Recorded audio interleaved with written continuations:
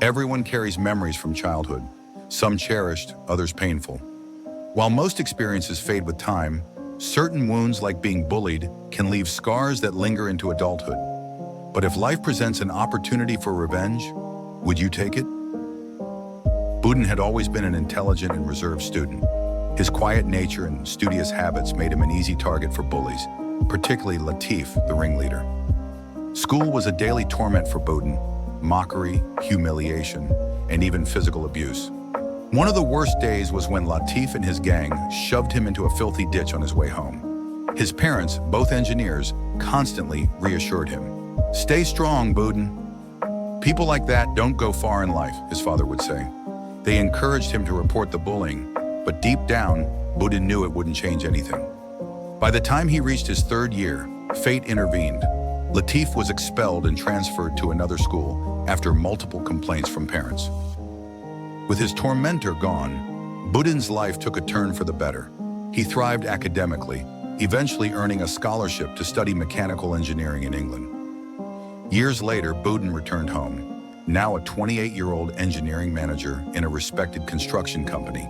He had worked hard to build his career, leaving the past behind.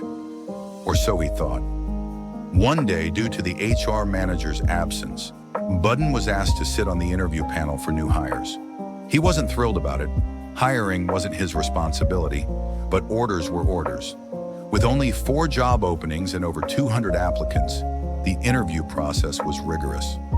As Budin skimmed through the shortlisted candidates, his eyes froze on a familiar name: Latif. His heart pounded as he scanned the resume. Latif barely met the academic requirements but had relevant work experience. Most of the other shortlisted candidates had similar qualifications. Budin leaned back in his chair, gripping the file. The name alone reignited years of buried resentment. His mind raced. This is my chance. I can fail him. No one will question it. The day of the interviews arrived. Budin, wanting to remain unrecognized, wore a face mask. One by one, candidates entered, answered their questions, and left. Then it was Latif's turn. Budin watched as Latif walked in. The man before him was a far cry from the arrogant bully he once knew. There was no trace of cruelty, no air of superiority, just a man looking for a job, and he didn't recognize Budin at all. The interview began. Latif spoke about his experience, his skills, and his aspirations. His answers were thoughtful, his technical knowledge solid. But Budin had already made up his mind. Latif would not get this job.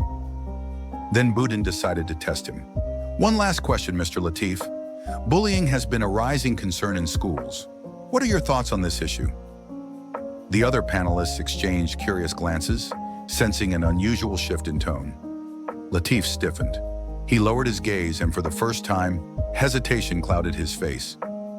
After a deep breath, he spoke. "Bullying is cruel. It ruins lives. Schools should be a safe place for children, not a battleground.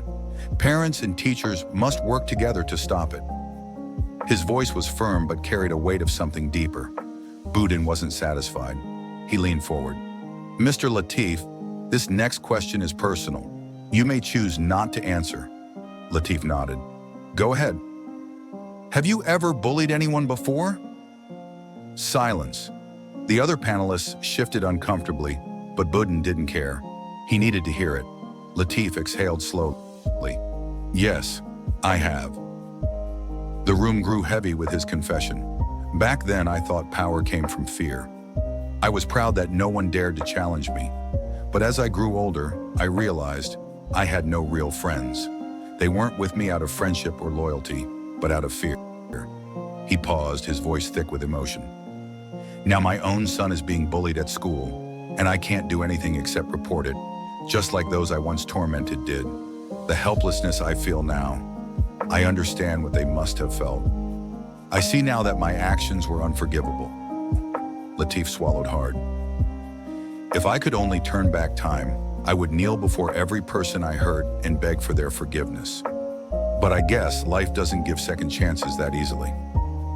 Budin felt his breath hitch. This was not the Latif he remembered. This was a man burdened by guilt, a father suffering the same pain he had once inflicted on others. For the first time, Boudin saw Latif not as his tormentor, but as a flawed human being. The interview concluded. Latif stood, bowed slightly, and left without another word. Through the glass door, Boudin saw him pause by the elevator, wiping his eyes before disappearing inside. Boudin stared at the empty doorway for a long time. That day, he made a decision. He didn't hire Latif just because he was qualified. He hired him because he had changed, because everyone deserves a second chance. This story teaches us that the past does not define who we are, but our willingness to change does. Boudin had the chance to seek revenge, yet he chose fairness over resentment. Latif, once a bully, learned the hard way when his own child became a victim. His regret and honesty showed true growth. This reminds us that everyone deserves a second chance if they genuinely change. Holding on to hatred only traps us in the past, while forgiveness and understanding allow us to move forward. True strength lies not in revenge, but in choosing what is right.